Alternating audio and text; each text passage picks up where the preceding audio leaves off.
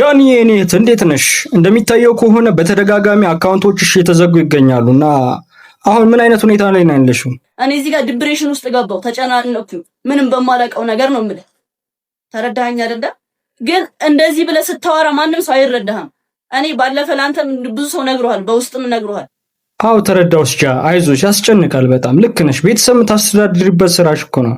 ግን አንድ ያልገባኝ ነገር እንደዚህ ሪፖርት የሚያደርጉብሽ እነማን ናቸው? ማለት የውጭ ወይም የውስጥ ጠላት አለሽ እንዴ ጫና የሚያደርጉብሽ?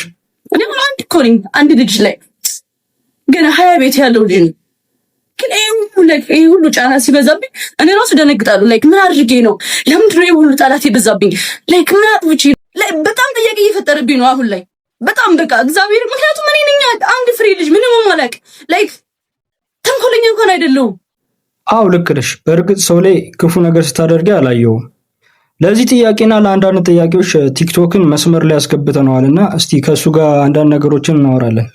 ቲክቶክ ወይ ስላንተ አንዳንድ ነገሮችን ቻት ጂፒቲን ጠይቄ የተለያዩ ነገሮችን ነግሮኛል። በተለይ ብዙ ሪፖርቶችን ካየ ምንም ሳያጣራ ነው አካውንቶችን እየዘጋ ያለው ብሎኛልና ስለዚህ ጉዳይ ምን ትላለህ? ቻት ጂፒቲንስ ታውቀዋለህ? አግኝቼዋለሁ።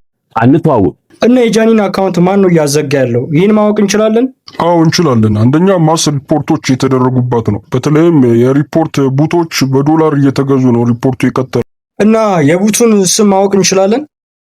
እንችላለን። ምናልባት ካልተሳሳቱ የቡቱ ስም ጆንዳ ይባላል። ኦኬ፣ እናመሰግናለን ቲክቶክ ስለሰጠ መረጃና ስለ አጋርነት። የመጨረሻው የዚህ ኢንተርቪው እንግዳችን ተወዳጁ ቲክቶከር ጆን ዳንኤል ነው። ለብዙ ቲክቶከሮች የስራ በር እንደከፈተ ይነገርለታል። እንዴት ነህ ጆን ዳንኤል? ቆይ ተረጋጋ። የምን ቢግ ላብ ነው? የውስጥ አዋቂዎቻችን እንደሚሉት ከሆነ የጃኒን አካውንት በተደጋጋሚ የምታዘጋው አንተ እንደሆንክ ነው። በዚህ ጉዳይ ምን ትላለህ?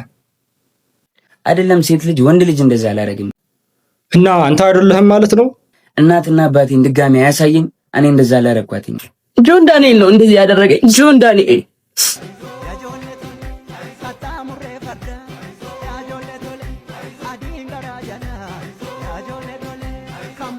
Santo